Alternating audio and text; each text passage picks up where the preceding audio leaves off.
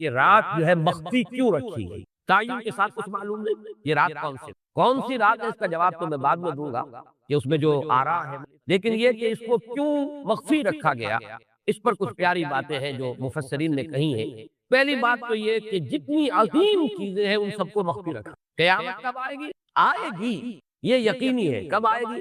یہ تو ان امور میں سے ہے کہ جس کا علم نبی اکرم صلی اللہ علیہ وسلم کو بھی نہیں دیا گیا، جبرائیل کو بھی نہیں۔ چنانچہ حدیث جبرائیل میں واضح طور پر الفاظ موجود ہیں، وَمَا الْمَسْئُولُ عَنْهَا بِأَعْلَمَ، کچھ معلوم نہیں، نہ سائل کو معلوم نہ مسئول۔ قیامت کب آئے؟ اب یہ عظیم حقیقت مخفی رکھا گیا اور اس کا خاص طور پر ذکر کیا گیا ہے سورہ طٰہٰ میں، اَکَادُ أُخْفِیہَا لِتُجْزَىٰ كُلُّ نَفْسٍ بِمَا تَسْعَىٰ۔ اگر تعین کر دیا جاتا تو جو قریب کے زمانے کے لوگ ہوتے وہ تو خوب پھر محنت کرتے، اور ذرا پھاٹنے والے ہوتے وہ ذرا تصاہل کرتے اس کے بعد۔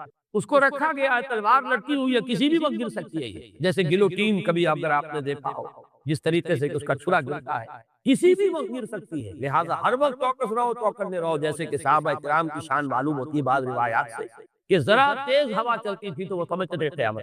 اس درجے استحضار تھا اعصاب کے اوپر، اس کا اتنا اثر تھا کہ ذرا تیز دھکر چلا اور انہوں نے سمجھا قیامت۔ تو اس طریقے سے قیامت کو مخفی رکھا گیا، اَکَادُ أُخْفِیہَا لِتُجْزَىٰ كُلُّ نَفْسٍ بِمَا تَسْعَىٰ۔ نہ آج سے 100 برس پہلے والوں کو معلوم تھا کہ قیامت کب آئے گی، نہ آج والوں کو معلوم ہے، نہ اگر ابھی دنیا کی عمر ہے ابھی 100 برس اور تو قیامت سے ایک دن پہلے بھی شاید یقینی طور پر معلوم نہ ہو سکے کہ کل قیامت آ رہی ہے، تاکہ ہر وقت جو ہے امتحان اتنا ہی شدید رہے، اتنا ہی کڑا امتحان رہے ہر ایک کے لیے، لِتُجْزَىٰ كُلُّ نَفْسٍ بِمَا تَسْعَىٰ، تاکہ ہر بھی نفس کو بدلہ ملے اس کی سعی کے مطابق۔ اسی طریقے سے موت کا وقت معلوم، وَمَا تَدْرِي نَفْسٌ بِأَيِّ أَرْضٍ تَمُوتُ، کہاں موت آئے گی، کہاں موت آئے گی، کب موت آئے گی، کچھ معلوم۔ اسی طرح نوٹ کیجئے صلاۃ الوسطیٰ، حافظوا علی الصلوات والصلاۃ الوسطیٰ، معین نہیں، اس کے لیے آرا اگرچہ ہے، اکثر آرا جمع ہو گئی ہے صلاۃ العصر کے بارے میں، لیکن تعین سے حتمی طور پر نہیں کہہ سکتے۔ یہ رائے بھی ہے کہ کوئی بھی معین نہیں، تمام نمازیں جو ہے وہ صلاۃ الوسطیٰ کے حکم میں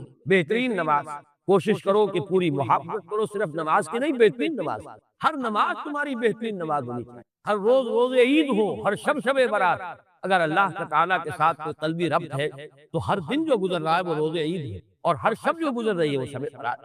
لیکن اگر وہ کہ انسان کو غفلت اس کے قلب پر طاری ہے تو وہ عید کا دن بھی اس کے لیے ایک عام دن ہے، اور شب برات بھی اس کے لیے ویسی ہی ایک رات ہے جیسی کہ ہر روز آتی ہے۔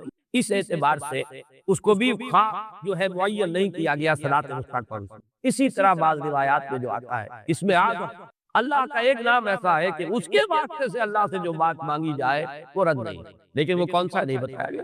اقوال ہیں، اندازے ہیں، حی و قیوم پر زیادہ، الحی القیوم پر زیادہ لوگوں کا جو ہے وہ اجماع ہوا ہے، لیکن یہ یقین تو اسی میں اس کو بھی نوٹ کر لیجئے کہ اس کو مخفی رکھا گیا ہے لیلۃ القدر کو۔ لوگ زیادہ سے زیادہ محنت کریں، زیادہ سے زیادہ مشقت، اس کے لیے جو بھی اس کی قدر و منزلت سے کسی درجے میں آگاہ ہے، وہ اگر معین ہی ہو جاتا کہ ایک شب یہ ہے تو پھر تو سب کے سب اس رات میں محنت کر لیتے، باقی راتیں جو ہے وہ پھر سونی اور ویران گزرتی۔ لیکن یہ کہ مطلوب یہ ہے کہ زیادہ سے زیادہ راتیں آباد ہو، زیادہ سے زیادہ راتوں میں ذکر ہو، عبادت ہو، دعا ہو، اس لیے اس کو مخفی رکھا گیا۔ یہ حکمت، اس میں بھی ایک عجیب نکتہ ہے جو امام راضی رحمۃ اللہ علیہ نے بیان کیا ہے، اور حوالہ اگرچہ نہیں دیا اس حدیث کا، لیکن ایک روایت کے حوالے سے بات بیان کہ اس کے ظاہر نہ کرنے میں بھی اللہ کی ایک شفقت اور رحمت ہے بندوں کے حق، اس لیے کہ اس کی قدر جتنی زیادہ ہے اتنی ہی اس کی ناقدری پر سزا ہوگی۔ اگر معلوم ہو کہ یہ شب ہے اس کی ناقدری کو انسان کرے تو گویا کہ پھر وہ اتنا ہی زیادہ مورد عقاب اور مورد سزا بنے۔ اس کے لیے ایک بڑا پیارا واقعہ نقل کیا امام راضی نے کہ حضور صلی اللہ علیہ وسلم حضرت علی رضی اللہ تعالی عنہ ایک روز مسجد میں داخل ہوئے، ساتھ ہی آئے ہیں، دیکھا کہ ایک شخص سو رہا ہے، نماز کا وقت ہو چکا تھا۔ حضور نے حضرت علی سے فرمایا کہ اسے جگا دو، اسے ہوش میں لے آؤ تاکہ وضو کرے، نماز کے لیے تیاری کرے۔ حضرت علی نے امتثال امر کیا، جا کر جگا دیا۔ لیکن میں نے ایک سوال کیا کہ حضور آپ تو خود نیکی کے کاموں میں بہت سبقت فرمانے والے ہیں، سباق بالخیر، یہ لفظ سبقت کرنے والے بہت کثرت کے ساتھ، تو آپ نے یہ جو ہے یہ کام خود کیوں نہیں کرا اور مجھے کیوں اس کے لیے آپ نے حکم دیا؟ آپ خود بھی اسے جگا سکتے، آپ نے فرمایا کہ تم اس کی حکمت کو سمجھ، میرے جگانے پر اگر وہ نہ جاگتا اور انکار کر دیتا تو کفر ہو جاتا، اور تمہارے جگانے پر اگر کوئی تساہل سے بھی وہ کام لیتا تو وہ کفر نہ ہو۔ تو یہ فرق ہے کہ اللہ تعالیٰ کی طرف سے شفقت ہے کہ حضور صلی اللہ علیہ وسلم جگاتے اور کسی درجے میں وہ انکار کر دیتا. کبھی ایسا بھی ہوتا ہے آدمی نیند میں ہے اور وہ کہتا ہے جاؤ جاؤ مجھے آرام کرنے دو. تو اگر میرے ساتھ یہ معاملہ ہوتا تو وہ کفر کے درجے کو پہنچ جاتی. لیکن اگر تمہارے ساتھ یہ معاملہ ہو بھی جاتا تو اس درجے شدید نہ ہوتا. تو گویا کہ حضور نے اس شخص پر شفقت کے اعتبار سے یہ شکل اختیار کی کہ خود نہیں جگایا بلکہ یہ کہ حضرت علی رضی اللہ تعالیٰ عنہ کو حکم دیا کہ اسے جگا دیا. تو یہ نقطہ کہ لیلۃ القدر کے اخفاء میں یہ بات بھی کہ اگر اس کو عیاں کر دیا جاتا معین کر دیا جاتا تو پھر جو لوگ اس سے غافل رہتے پھر وہ بہت سخت ناقدری کا ارتکاب کرتے اور بڑی سزا کے مستوجب. اب آپ کو چھٹی بحث ہے کہ وہ رات کون سی. اگرچہ ایک رائے شاذ یہ بھی ہے کہ وہ رمضان سے باہر کی رات بھی لازم نہیں ہے کہ رمضان ہی کی. اس میں چونکہ بعض حضرات نے ایک روایت کی وجہ سے جسے ہم شب برات کہتے ہیں لیلۃ البرات یہ شعبان کی 15ویں شب درمیانی شب اور اس کے بارے میں ایک روایت موجود ہے حضرت عائشہ صدیقہ رضی اللہ تعالی عنہا کی کہ رات کے وقت ان کی آنکھ کھلی اور وہ باری آپ ہی کے پاس شب باسی کی تھی حضور کی تو حضور موجود نہیں. تو تشویش بھی کہاں گئے. تو جب تلاش کی گئی تو معلوم ہوا کہ حضور جنت البقیع قبرستان میں پہنچے ہوئے ہیں اور وہاں آپ ان کے لیے جو بھی وہاں دفن ہے ان کے لیے استغفار کریں. جب پوچھا گیا معاملہ کیا تو آپ نے فرمایا یہ بڑی عظیم رات ہے اور اس رات میں فوت ہونے والوں کا فیصلہ ہو جاتا ہے پیدا ہونے والوں کا فیصلہ ہو جاتا ہے. تو اب وہ بھی ایک لیلہ مبارکہ. اسی وجہ سے بعض لوگوں نے وہ جو سورہ دخان کی ابتدائی آیات ہے انا انزلناہ فی لیلۃ مبارکہ اس کو محمول کیا ہے اسی رات پر کہ جو جس کو ہم شب برات کہتے ہیں اپنی عام اصطلاح میں لیلۃ البرات اسے عربی میں کہا جاتا ہے. برات کے معنی کسی کا چھٹکارا پا لینا. یہ شب برات جو ہے وہ برات شادی والی برات نہیں ہے بلکہ یہ برات کا لفظ ہے عربی زبان کا جو ہمارے ہاں وہ غلط العام میں برات شب برات بن گیا ہے. برات من اللہ ورسولہ جو سورہ برات کا پہلا لفظ کہ چھٹکارا پانا کہ وہ رات بھی ایسی ہے کہ اس میں انسان استغفار کرے اور اللہ تعالیٰ سے اپنے گناہوں کی معافی مانگے تو اپنے آپ کو جہنم سے چھٹکارا دلا سکے. وہ شب برات. اس اعتبار سے کچھ لوگوں نے گمان کیا کہ شاید لیلۃ القدر اور لیلہ مبارکہ اس حدیث کی روح سے وہی شب ہے. وہ ظاہر بات ہے کہ خارج رمضان مبارک اور یہ کہ اس کے علاوہ بھی بعض آ رہا ہے لیکن یہ آرا جو ہے شاذ کے میں یہ کہہ سکتا ہوں کہ تقریباً اجماع ہے اس پر کہ یہ رات رمضان مبارک ہی کی ہے. اس کی دلیل ایک تو یہ کہ القرآن یفسر بعضہ بعضا کے اصول کے مطابق قرآن مجید کے اندر سورہ بقرہ میں واضح کر دیا گیا شہر رمضان الذی انزل فیہ القرآن. رمضان مبارک کا مہینہ وہ ہے کہ جس میں قرآن نازل کیا گیا اور یہاں فرمایا انا انزلناہ فی لیلۃ القدر ہم نے اس کو اتارا ہے لیلۃ القدر. ان دونوں کو جوڑیے تو اس کا ایک لا محالہ جو ایک انیویٹیبل رزلٹ نکلتا ہے وہ یہی ہے کہ یہ لیلۃ القدر رمضان مبارک. دوسری اس کی تائید ہوتی ہے وہ مشہور حدیث جس کو الحمدللہ کہ ہم نے بہت عام کیا ہے. رمضان مبارک کی آمد سے قبل کوشش ہوتی ہے ہر سال جو ہے اس کی یاد دہانی کرا دی جائے. ایک طویل خطبہ جو حضور نے دیا تھا خطبنا رسول اللہ صلی اللہ علیہ وسلم فی آخر یوم من شعبان. یہ حضرت سلمان فارسی رضی اللہ تعالیٰ عنہ سے مروی ہے کہ حضور نے شعبان کے آخری دن ہمیں خطبہ ارشاد فرمایا یا ایھا الناس قد اظلکم شہر عظیم شہر مبارک شہر فیہ لیلۃ خیر من الف شہر. لوگوں آگاہ ہو جاؤ تم پر ایک بہت مبارک مہینے نے بڑی عظمت والے مہینے نے سایہ کر دیا ہے. سایہ فگن ہو گیا ہے تم پر ایک مہینہ جو بڑی عظمت والا ہے. شہر عظیم جو بڑی برکت والا ہے. شہر مبارک. اور تیسرا جملہ اس میں یہی ہے شہر فیہ لیلۃ خیر من الف. وہ مہینہ کہ جس میں ایک رات وہ بھی ہے کہ جو 1000 مہینوں سے. ان دونوں چیزوں کے حوالے سے تقریباً دلائل بھی موجود ہے اور ویسے یہ کہ جیسا کہ میں عرض کر چکا ہوں اجماع ہے کہ یہ رمضان مبارک ہی کی ہے. لیکن رمضان مبارک کی کون سی شب ہے اس پر بعض مفسرین نے تو لکھا ہے کہ 40 قول. چنانچہ صاحب تفسیر مظہری قاضی ثناء اللہ پانی پتی نے میں نے وہ تفسیر تو نہیں پڑھی کہ 40 قول لیکن امام راضی نے جو 9 قول نقل کیے ہیں وہ میں تیزی کے ساتھ آپ کو سنا دیتا ہوں. ابن رزین رحمہ اللہ کا قول یہ ہے کہ رمضان کی پہلی شب ہے. حضرت حسن بصری رحمت اللہ علیہ یہ ہے تابعین میں سے اس لیے میں رضی اللہ عنہ نہیں کہہ رہا رحمت اللہ علیہ. حضرت حسن بصری رحمت اللہ علیہ کی رائے ہے کہ یہ 17ویں شب یعنی وہ شب کہ پھر جس کے اگلے دن جو ہے وہ غزوہ بدر ہوا ہے یوم الفرقان.